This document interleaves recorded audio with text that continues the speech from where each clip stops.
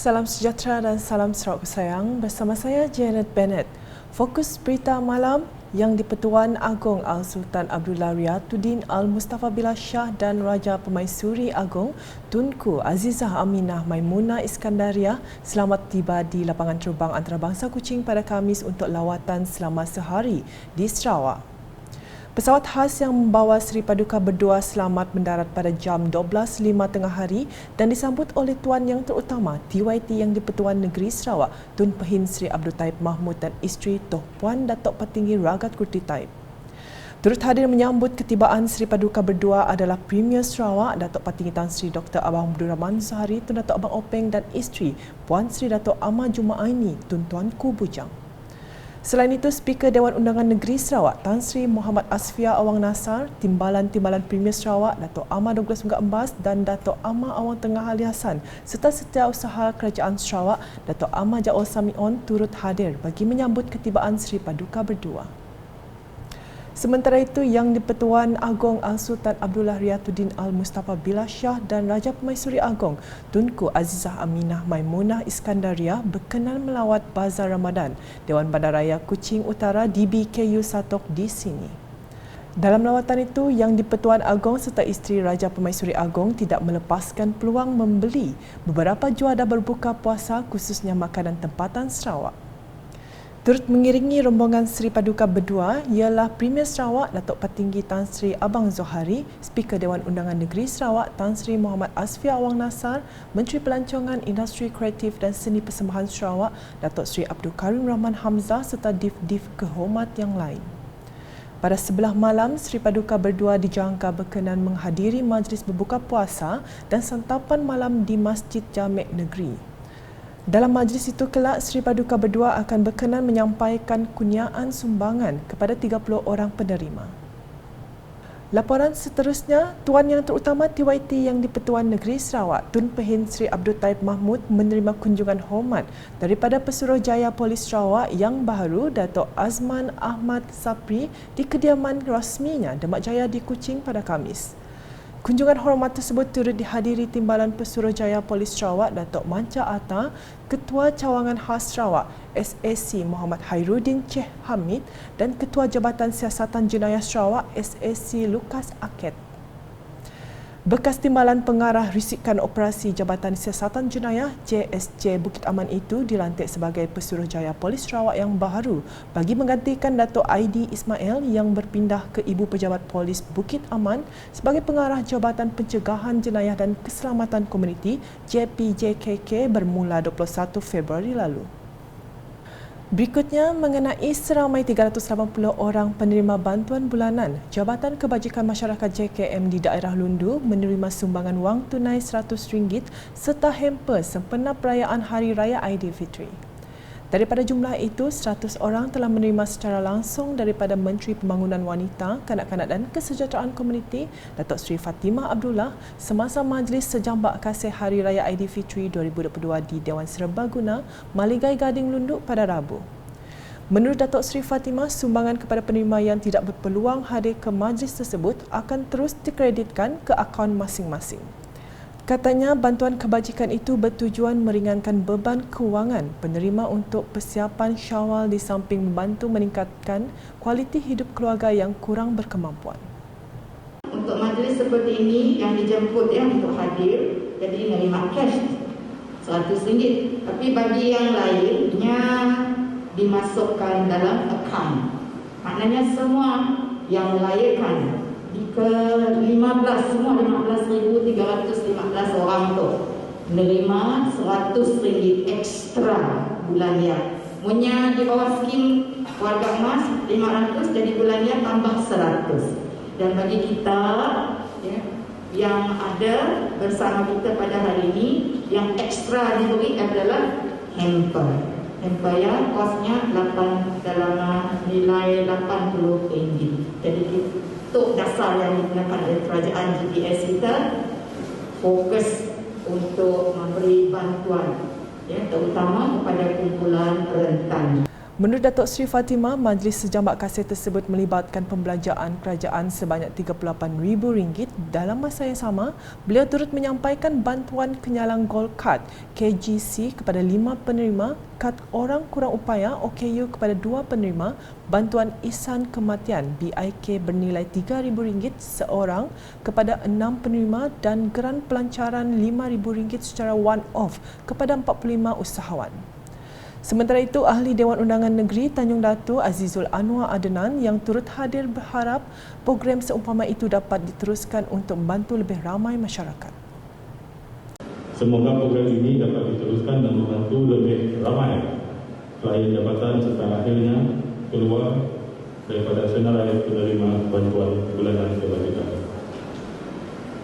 Pada masa yang sama, sebelum saya mengakhiri ucapan itu, alhamdulillah, saya sebagai wakil rakyat kita yang baru, insyaAllah akan terus berusaha untuk meneruskan pembangunan dan segala bentuk kebajikan untuk kawasan kita di Tanjung Datu. Selanjutnya di Miri, peminat muzik jazz kini boleh menyaksikan persembahan Borneo Jazz 2022 yang akan diadakan di Miri dari 24 hingga 26 Jun depan secara fizikal. Menurut Menteri Pelancongan Industri Kreatif dan Seni Persembahan, Datuk Seri Abdul Karim Rahman Hamzah berkata, biarpun diadakan secara fizikal, penganjurannya masih tertakluk kepada prosedur operasi standard SOP dengan menghadkan kapasiti pengunjung sebanyak 1,000 orang sehari. Selain fizikal, Borneo Jazz 2022 boleh juga disaksikan secara virtual dengan dikenakan bayaran berbanding tahun sebelumnya. Well, as I mentioned just now, the maximum is 1,000 per night. So it's 3 nights, so about 3,000. Yeah, 3,000, and we hope to meet that 3,000 target. For those who are going visual, that we have yet to see, because it will be very difficult for us to estimate. But then last year's visual Borneo Jazz, we managed to gather 240,000. 200,000. Yeah, more than 200,000 viewers. But at that time it was free. This year they have to pay, so the number will probably be less than that.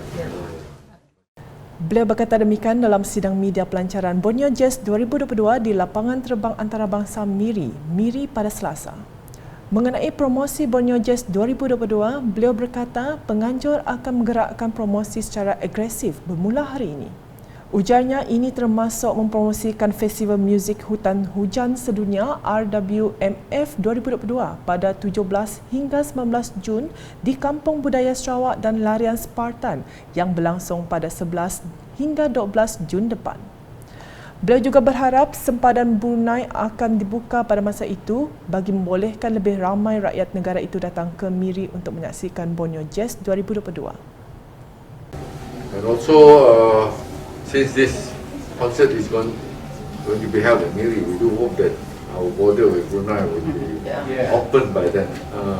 Because I believe there are lots of jazz lovers on the other side who would long to come over. Perkembangan di Julau, Kerajaan Pusat sentiasa komited dalam memastikan tiada pekebun dan pengusaha ladang lada di negeri ini tercicir daripada menerima sebarang manfaat yang disediakan oleh kerajaan. Sehubungan itu, Timbalan Menteri Perusahaan Peladangan dan Komuniti Malaysia, Datuk Willy Mongin memaklumkan pelbagai strategi dan inisiatif telah dibuat melalui Lembaga Lada Malaysia untuk terus menggalakkan aktiviti penanaman lada serta menyokong industri lada di pelbagai peringkat huluan, pertengahan maupun hiliran. Sebagai kerajaan keluarga Malaysia yang prihatin dan inklusif, kita komited untuk memastikan tiada siapapun pekebun dan pengusaha lada tercicir daripada menerima sebarang manfaat yang disediakan oleh kerajaan.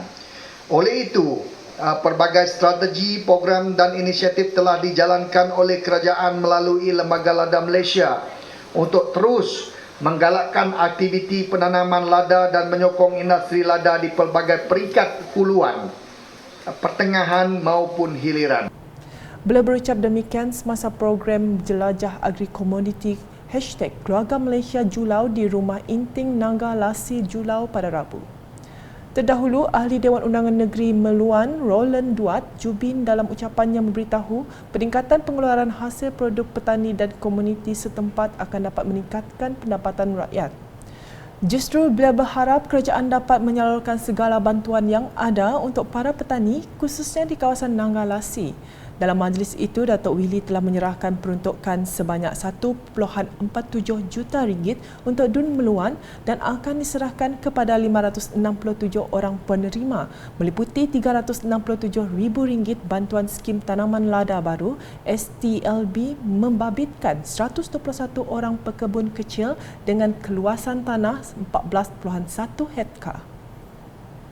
Manakala RM1.1 juta lagi bantuan skim tanam lada matang STLM diagihkan kepada 446 orang pekebun kecil dengan keluasan tanah 84.6 hektar. Seterusnya, bulan Ramadan adalah masa terbaik untuk mendidik dan mendisiplinkan diri para perokok agar dapat meninggalkan tabiat berkenaan. Menurut Timbalan Pengarah Kesihatan Negeri Bahagian Kesihatan Awam Dr. Rosmawati Arifin, ibadah berpuasa menjadi medium yang paling efektif bagi perokok yang bercadang untuk berhenti merokok. Sudah pasti ada yang tidak mampu untuk menahan godaan merokok, terutama selepas berbuka.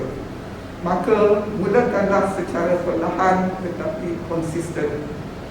Hadkan pengambilan rokok dan disiplinkan diri untuk mengurangkan sedikit demi sedikit. Tetapi sekiranya mampu, buang sahaja terus aktiviti merokok daripada rutin hidup anda.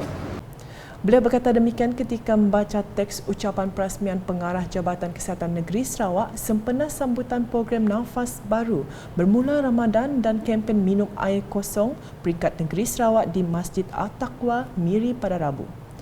Tambahnya, meskipun mengakui perjalanan berhenti merokok penuh liku dan ujian, namun ia tidak mustahil untuk dilakukan jika perokok sabar dalam menempuhi proses tersebut. Beliau juga mengasyorkan kepada perokok untuk mengamalkan meminum sekurang-kurangnya 8 gelas air kosong sehari dan memakan buah-buahan untuk mengurangkan keinginan merokok. Saranan pengambilan air sekurang-kurangnya 8 gelas sehari bukanlah tanpa alasan. Sebaliknya, didapati bermanfaat bagi kesihatan tubuh dan kecantikan. Di antara beberapa manfaat yang kita perolehi apabila mengamalkan minum air kosong adalah untuk menjaga kesihatan kulit, membantu mengawal berat badan, mengelakkan sembelit dan mengekalkan kecergasan pada harian. Pada majlis itu telah diadakan forum bahaya merokok dan vape dari perspektif kesihatan dan Islam dan pelancaran inisiatif Agenda Nasional Malaysia Sehat ANMS Wellness on Wheel WOW serta pameran kesihatan. Sekian edisi malam bersama saya Janet Bennett. Berita lebih lanjut boleh didapati di semua platform media sosial UKAS termasuk portal ukas.sarawak.gov.my dan UKAS Channel di YouTube. Salam UKAS.